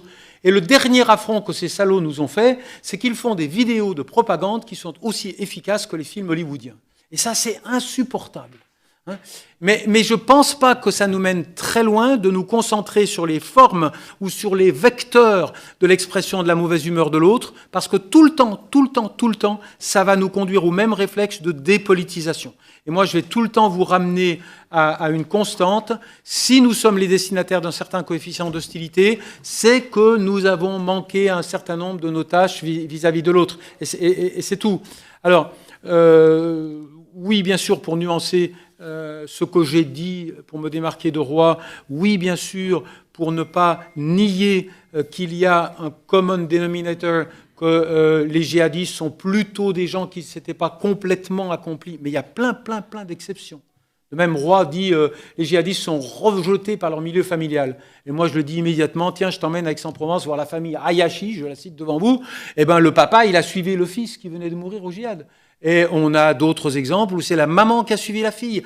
Donc il faut faire attention. C'est pas parce que la famille d'un djihadiste sait bien qu'elle ne peut rien dire d'autre qu'un discours de criminalisation totale de ce qu'a fait son fils qu'il faut croire que le mal-vivre de ceux qui basculent, qui passent à l'acte, n'a absolument aucun écho dans une partie plus large du tissu des musulmans de France. Il y a bon, moi j'ai peut-être tordu le bâton dans le mauvais sens. Il y a bien sûr des musulmans de France qui se félicitent de tous les progrès que font les mécanismes politiques, qui se sentent mieux intégrés. Mais chaque fois, chaque jour, chaque déclaration, pour l'instant, à mon sens, nous entraîne dans le mauvais sens. Monsieur, sur les Émirats, pour moi, c'est le pire des pays de la région. Les Émirats, c'est les pays qui jouent par proxy, non mais je parle, puis je les aime bien, j'y vais régulièrement, moi aussi, je les ai traversés en voiture, j'ai une certaine connaissance sociologique aussi du milieu, mais la diplomatie des Émiratis et des Saoudiens à l'égard des printemps arabes, à part la Syrie, à part dans le camp syrien, mais ils ont essayé de déclencher des proxy wars, ils ont essayé de mettre l'expérience tunisienne, ils ont essayé de faire capoter. Les gens de Nahda avaient très peur de l'interventionnisme des Émiratis pour soutenir l'ancien régime. Les Émiratis ont une peur absolue de, non pas seulement des radicaux, mais eux aussi des modérés. Et donc, leur dispositif diplomatique consiste quand même à discréditer ce que ne peuvent pas supporter les Émiratis. C'est ce qui s'est passé en Tunisie, c'est-à-dire une transition à la régulière qui ne débouche pas sur le chaos. Et ils ont un jeu actuellement dans la région dont, pour ma part, je pense qu'il est extrêmement pervers. Alors, les mécanismes de déradicalisation idéologique, pourquoi? Bien sûr, mais c'est vieux comme la radicalisation. On va leur réapprendre le Coran, à le lire dans le bon sens. On va leur expliquer que cette sourate-là n'est pas bonne. Je ne crois pas au mécanisme de déradicalisation idéologique parce que je crois que la radicalisation n'est pas idéologique. Elle est politique. Et c'est donc les dysfonctionnements du politique qu'il faut traiter. Et il ne faut pas s'interroger sur... Mais encore une fois, si moi vous me torturez, je vais devenir un intégriste savoyard. Je vais pouvoir entrer en tension...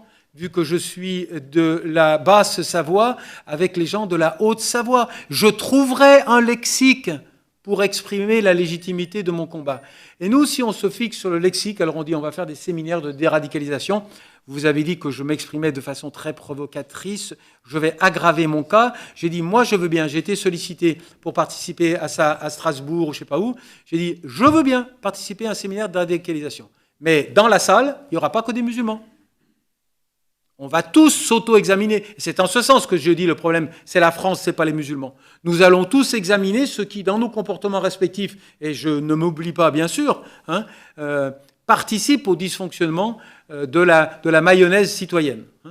Je reviens quand même sur ce que j'ai dit. Vous avez dit, j'ai noirci le conflit israélo-arabe. Je l'ai traité simplement. En quoi l'ai-je traité simplement ? Tant qu'il y a une pareille dichotomie dans nos valeurs et que lorsque la guerre de Gaza commence au mois d'août, il nous faut 15 jours d'encouragement à la répression militaire contre Gaza avant que notre ministre des Affaires étrangères prononce le mot massacre, et que la manifestation la plus importante qui se déroule en Paris donne lieu à une couverture de Libération, les nouveaux antisémites, dès lors que l'arme de l'antisémitisme est brandie systématiquement lorsque s'expriment des réticences à l'égard des raccourcis que prend le gouvernement Netanyahou, vous pouvez continuer à parler déradicalisation, vous pouvez continuer à espérer faire des programmes de réhabilitation de nos valeurs. Le plus important, c'est à M. Millard que je veux le dire. Par voie métaphorique, il y a 20 ans de cela, un leader des frères musulmans jordaniens m'avait dit cette phrase qui m'est restée gravée dans les neurones. Cela pour vous dire qu'il n'y a pas de tension, il n'y a pas des gens qui refusent nos valeurs. C'est un petit peu plus complexe que ça. Les valeurs, elles sont communes. Et cette phrase, elle est très forte. Ce monsieur qui s'appelle Leith Shbeilat, il m'avait dit, François, si simplement l'Occident respectait ses valeurs, nous serions tous occidentaux. Le déficit de ceux qui sont en tension avec le centre en France maintenant, ce n'est pas la lutte contre nos valeurs, c'est la lutte contre notre incapacité à respecter nos valeurs.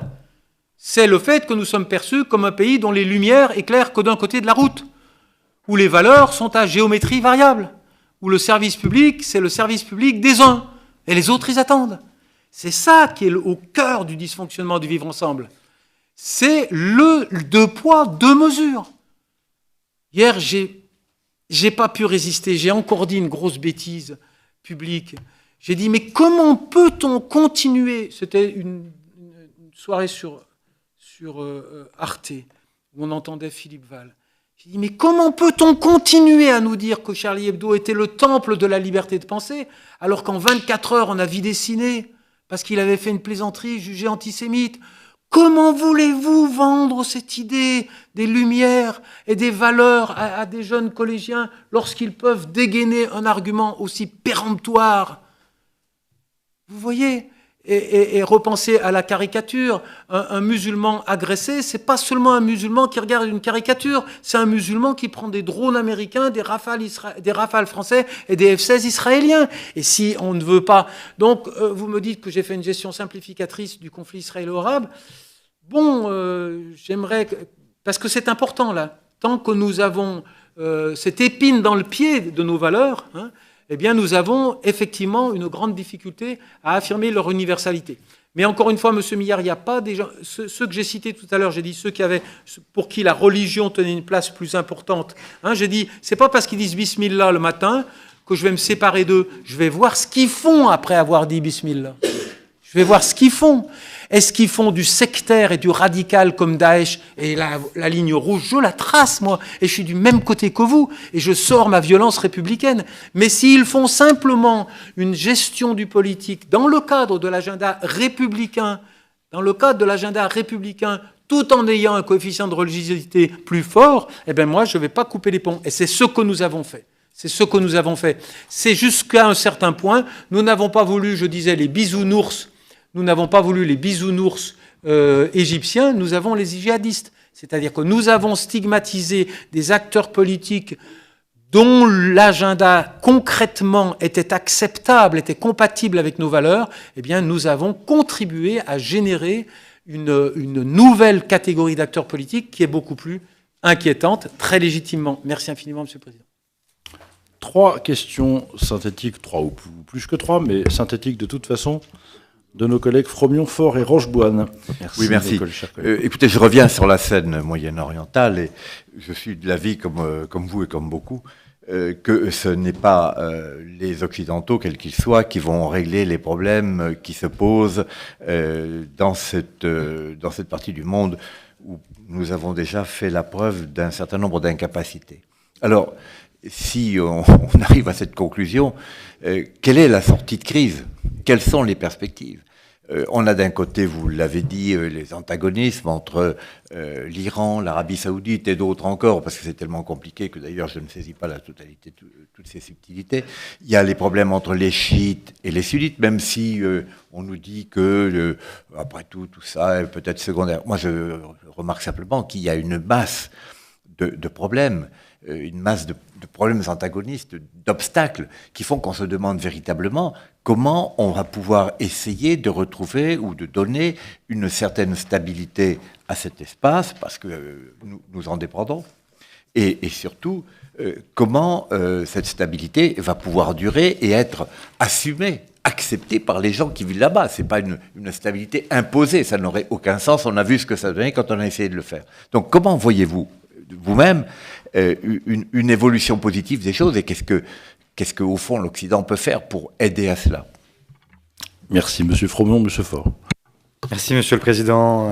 Monsieur Burgat, d'abord, premier point, et je vais être très bref, mais premier point sur votre discours provocateur. Moi je le trouve plutôt salutaire parce qu'il permet d'aller au fond des choses et en même temps, même si on ne partage pas l'intégrité de ce que vous dites, il nous oblige à avoir les yeux ouverts, à ne pas réfléchir avec un seul hémisphère de notre cerveau et à donc regarder toujours à la fois les choses du point de vue occidental, mais aussi du point de vue de ceux que nous combattons aujourd'hui. Et donc, les comprendre, c'est aussi peut-être mieux les percer à jour et peut-être mieux nous défendre aussi demain.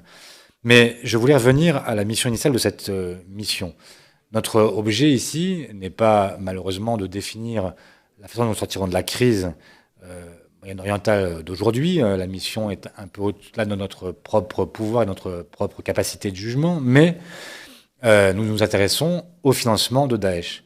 Et moi, j'aimerais que vous utilisiez votre connaissance de ce monde-là pour nous dire, finalement, aujourd'hui, qui a intérêt à faire prospérer Daesh, parce que ça pourrait nous aider et nous guider dans nos recherches ultérieures, en nous expliquant, vous avez expliqué fort bien sur les Saoudiens, que finalement, leurs intérêts n'étaient pas l'expansion du wahhabisme, mais le maintien au pouvoir, par exemple. Mais donc, qui aujourd'hui a intérêt à faire prospérer Daesh? Est-ce qu'il y a encore des gens dans le monde arabe ou occidental ou asiatiques qui ont un intérêt donc à faire prospérer Daesh, qui sont leurs alliés objectifs, qui sont ceux qui peuvent avoir un intérêt donc à les voir prospérer et donc peut-être à les financer. Au-delà de ceux qui font simplement un commerce classique, marché noir, pétrole, œuvres d'art, etc., comme nous le savons. Merci, Monsieur Faure. Monsieur Rocheboine. Oui, merci beaucoup pour votre intervention et les réponses aux questions que l'on vous a posées. Moi, j'aurais 3 petites questions. Tout d'abord, vous avez beaucoup parlé effectivement de Daesh, des minorités.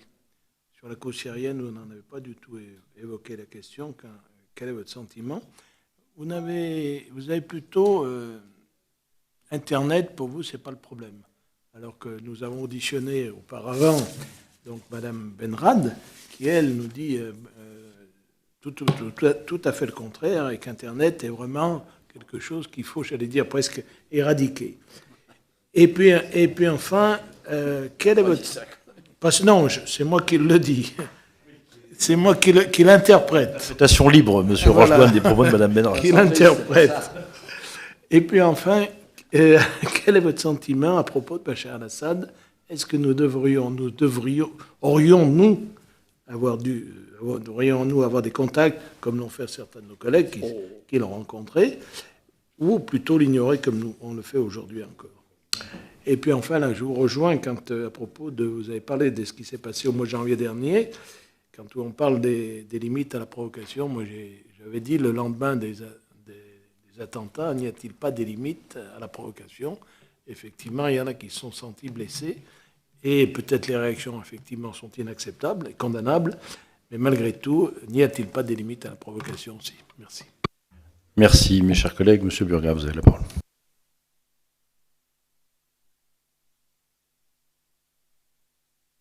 À l'essentiel, parce que j'ai effectivement fait l'économie de la réponse qui m'avait été posée par d'autres que ceux qui m'ont honoré de la dernière série de questions, c'est la sortie de crise. Bon, normalement, ça échappe complètement au rôle de quelqu'un qui se veut chercheur en sciences sociales, mais je vais me mouiller. Si j'avais quelque chose à faire, je dirais la sortie de crise ne passe pas par l'écrasement militaire de Daesh, premièrement. Parce que l'écrasement militaire de Daesh est éventuellement pensable, mais vous n'avez pas de relève politique actuellement. Il y a un mois et demi, j'étais à Erbil et je m'entretenais avec un haut responsable religieux sunnite et j'ai été frappé par son éloquence en quelques minutes, beaucoup plus convaincant qu'un saoudien. Il m'a expliqué toutes les raisons pour lesquelles un musulman kurde sunnite ne pouvait pas manger du pain de Daesh. C'était bien. Et alors je lui dis, alors l'alternative? Il m'a dit, mais il n'y en a pas. Mais il n'y en a pas, Burga. Ils se sont, Cheikh François, ils se sont alliés avec les chiites, ça a donné ce que ça a donné. Ils se sont alliés avec les Américains, ça a donné ce que ça a donné. Il n'y en a pas. Alors je lui dis, mais qu'est-ce qui va se passer? Ça va durer, puis ça va forcément changer. S'ils ne vivent qu'avec la ressource de la terreur, il y aura forcément une interaction, ça va évoluer. Et puis, je vais corréler ça avec quelqu'un dont des fois je dis du mal. Je dis, si j'ai rien compris à l'Irak, c'est parce que j'étais trop ami avec Hoshem Daoud et qu'il était trop ami avec El Maliki. Et donc, il m'a pas dit que ça dysfonctionnait massivement en Irak. Et je lui ai dit ça tout à l'heure, amicalement, au Sénat. Mais Hoshem Daoud, dans un papier qu'il a fait dans l'Humanité il y a 2-3 jours, dit quelque chose d'essentiel. Il dit, attention, si vous mettez Daesh par terre sans avoir une solution institutionnelle alternative, vous allez fabriquer quelque chose d'encore pire. Du judo-radicalisme sectaire chiite, de tout ce que vous voulez. Donc, la porte de sortie de la crise syrienne n'est pas l'écrasement militaire de Daesh. La faute que nous avons fait, et je veux dire un secret, il y a au moins un membre du gouvernement qui était totalement d'accord avec moi quand j'ai dit ça avec une rare violence sur les antennes de RFI. Son directeur de cabinet m'a appelé et dit « Oh, j'aimerais bien vous rencontrer, c'est quand même bien ce que vous avez développé comme argumentaire. » J'ai dit « Nous sommes entrés dans la crise syrienne par la mauvaise porte. Nous avons expliqué au monde entier pendant 4 ans que nous ne pouvions pas... » Alors, je vais faire une nuance. C'est vrai que les Français, nous n'avons pas été les pires, puisqu'à un moment, après le massacre chimique, on a dit qu'on était éventuellement prêt à y aller. Mais pendant 4 ans, on a expliqué qu'on ne pouvait rien faire. Et attention, quand on dit ingérence, il n'y a pas la question de ingérence ou pas ingérence. La crise syrienne est le produit d'une ingérence massive. Il n'y aurait plus de crise s'il n'y avait pas eu une ingérence iranienne et russe massive. D'accord ? Donc, le régime syrien, depuis 2012, vit d'une perfusion de ressources militaires étrangères. Donc, la problématique de l'ingérence, elle ne se pose pas comme quand vous avez un lac de tranquillité et puis un gros méchant qui rentre. Non, la crise syrienne, elle est plus syrienne, elle est internationale. Est-ce que nous n'aurions pas dû rééquilibrer les ressources militaires à un moment pour rendre possible, et je viens à la seconde partie, une porte de sortie politique ? Ce que nous a dit le représentant que je connais bien, nous étions ensemble à Damas, de l'UE à Damas, qui est toujours à Damas. Il a dit, moi, mon problème, les négociations qui arrivent, pourquoi j'y crois pas? Parce que pour qu'il y ait une transaction politique, il faut que les deux acteurs sentent que c'est une porte de sortie. Or, Bachar el-Assad n'a plus besoin maintenant d'une porte de sortie. Toute son opposition utile, militairement dangereuse, est fracassée par les frappes russes. D'accord? Donc, en une phrase, la porte de sortie de la crise syrienne, c'est que Daesh devrait subsister un certain temps et que le processus politique devrait reprendre en Syrie. Voilà. Et pour que le processus reprenne en Syrie, évidemment, il ne faut pas chatouiller Bachar el-Assad dans le sens du poil. Évidemment, il faut qu'on trouve une porte de... Je ne pense pas que ça soit un problème majeur. Les Russes sont cyniques. Ils ne sont pas amoureux de Bachar el-Assad. Ils veulent nous ennuyer, nous faire un bras d'honneur, d'accord? Et puis, il y a un certain coefficient aussi d'anti-islamisme, d'islamophobie chez Poutine qu'il faut rajouter. Mais ils ne sont pas attachés à la personne de Bachar. Donc, la porte de sortie, c'est, je pense, de cesser de faire l'option tous contre Daesh. Daesh est seulement contre Daesh. Ça, c'est l'erreur. Et il faut trouver les moyens de réouvrir le processus politique. Et bon... l'Iran et la Russie doivent être les interprètes de ce changement-là. J'espère que j'ai répondu à presque tout. Les minorités, allez, une phrase provocatrice. Bachar el-Assad n'est pas le protecteur des minorités. Bachar el-Assad instrumentalise les minorités pour se protéger. Voilà. C'est-à-dire que si vous voulez que des minorités vivent bien dans leur environnement, où elles sont minoritaires, il faut vous occuper de la majorité. Il faut qu'il y ait une bonne relation avec la majorité. Il faut que le système politique dans cette région du monde soit fonctionnel pour que personne n'éprouve le besoin de s'en prendre aux plus faibles pour envoyer des messages à l'environnement occidental pour le faire changer de dispositif. Donc la question des minorités ne peut pas être le prisme par lequel nous lisons la crise. On doit garder, bien sûr, notre attention, notre préoccupation, mais ça ne peut pas être ce qui définit notre action. Encore une fois, dans notre histoire... Oui. Oui, mais vous voyez, l'autre jour, j'entendais ce débat-là sur l'Irak. Quelqu'un disait « Ah, mais les chrétiens de Mossoul sont partis. » Et le monsieur de Mossoul a dit « Mais monsieur, alors je vais vous dire des chiffres uniquement en proportion. Hein. Depuis 3 ans, il y a 5% des chrétiens qui sont partis. Mais depuis 10 ans, il y a 60%. Donc le statut des minorités dans le tissu politique oriental n'a pas été structurellement affecté par les derniers épisodes. Il a été instrumentalisé de façon particulièrement visible. Mais le départ des chrétiens de l'Irak, c'était un phénomène structurel qui n'a pas du tout attendu Daesh. Donc encore une fois, pour protéger les minorités, il faut s'occuper efficacement de la majorité. C'est vraiment mon code de lecture. C'est-à-dire, il faut que le système politique redevienne fonctionnel dans l'espace dans son ensemble pour que le segment faible de la société ne paye pas le prix de l'attention. Quand ça va mal dans un couple, c'est la femme qui paye le prix et des fois c'est le chien qui reçoit des coups de pied. Eh bien, c'est le même mécanisme. Les minorités payent le prix des dysfonctionnements du système politique central.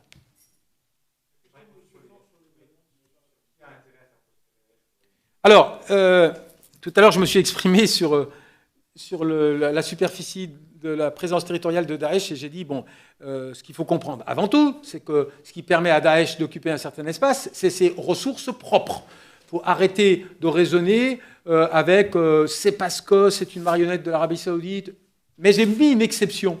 J'ai dit, il y a des cas où la présence de Daesh n'est pas le résultat d'une ressource positive, mais d'une manœuvre tactique du régime. Si Daesh est entré dans Palmyre, où l'armée syrienne n'a absolument pas combattu, moi j'ai le sentiment que c'est parce que le régime souhaitait qu'ils aillent faire ce dont on savait qu'ils allaient le faire, nous emmerder, frapper où ça fait mal, toucher les antiquités, et le régime souhaitait cela. Alors qui est-ce qui souhaite le maintien de Daesh? C'est celui qui en fait une instrumentalisation politique extrêmement utile, c'est bien sûr le régime. Ça est une évidence absolue. Je me souviens d'un épisode à Genève 1 où il y avait un membre de la délégation syrienne qui poursuivait, je ne pense pas que c'était le ministre, mais c'était un membre de la délégation gouvernementale, et il brandissait son iPad ou son téléphone, il lui disait « Vous voulez que je vous montre le siège de Daesh à Raqqa? Pourquoi vous le bombardez jamais ?» D'accord ? Le régime ne s'en est pas pris de façon frontale à Daesh depuis le début du conflit. Le régime voulait Daesh et Daesh ne voulait pas en priorité absolue la fin du régime. Bon, alors après, l'environnement international, ce que je n'avais pas eu le temps de dire, bien sûr, l'internationalisation, elle s'est faite également au profit de Daesh, mais, bon, mais là on peut discuter, je ne pense pas que l'internationalisation infra-étatique qui s'est opérée au bénéfice de Daesh, c'est-à-dire quoi? Les djihadistes sans frontières, hein, les sunnites en colère qui sont venus de 170 pays. Je ne pense pas que ça fait basculer le rapport de force militaire. Hein. Même si ces petits enfants, ils ont dans la poche une arme qui est significative sur le terrain, c'est l'attentat suicide. Ça, c'est vrai, c'est une vraie ressource militaire. Mais le rapport de force militaire n'a pas évolué substantiellement du fait de l'apport extérieur. Alors après, les acteurs étatiques, quand on raisonne sur l'influence de l'Arabie Saoudite, il faut toujours établir une dichotomie entre les régimes et les opposants. Vous avez énormément de Saoudiens dans Daesh. Les rangs de Daesh, c'est les sunnites mécontents. Les rangs de Daesh, c'est les citoyens du monde exclus. Dans 170 nations, c'est ceux qui disent « Eh ben, on ne me laisse pas ma place, hein, je vais me venger et je vais aller m'épanouir ailleurs. » Donc, chaque fois qu'on parle de l'environnement régional, il faut tout... Il y a des Kurdes, bien sûr. Il y a plein de Kurdes dans Daesh. Hein. Donc, la force de Daesh, c'est évidemment de bénéficier, de capitaliser sur les dysfonctionnements des systèmes politiques régionaux et internationaux. Donc, qui a intérêt à Daesh? Bien sûr, une grande partie des opposants à l'Arabie Saoudite, et l'Arabie Saoudite est un régime malade, une grande partie des opposants à l'Arabie Saoudite pensent que le renouvellement politique au sein de l'Arabie Saoudite passe par une victoire de Daesh, par une extension de Daesh. Qui il n'y a pas, c'est les Iraniens. Là, vous êtes tranquilles. Il y a la fracture sectaire. Quand il s'est passé, quand les Houthis sont arrivés au pouvoir à Sanaa, moi j'ai fait un petit commentaire ironique, j'ai dit il y a au moins un bon côté, c'est qu'on peut être sûr que la guerre contre Al-Qaïda, elle va prendre un tournant beaucoup, parce qu'on critiquait l'ancien gouvernement yéménite, on lui disait ouais, vous dites que vous luttez contre Al-Qaïda, mais il se porte toujours très bien ces petits. Et là, on peut dire, oui, dès lors qu'il y a la fracture sectaire, hein, on sait que les Iraniens et les chiites ont une lecture extrêmement homogène, donc ce n'est pas eux, mais c'est un certain nombre d'acteurs individuels, ce sont tous les mécontents des systèmes politiques dans la région qui soutiennent Daesh. Et ça fait pas mal de monde. C'est ça le problème, c'est que ça fait pas mal de monde.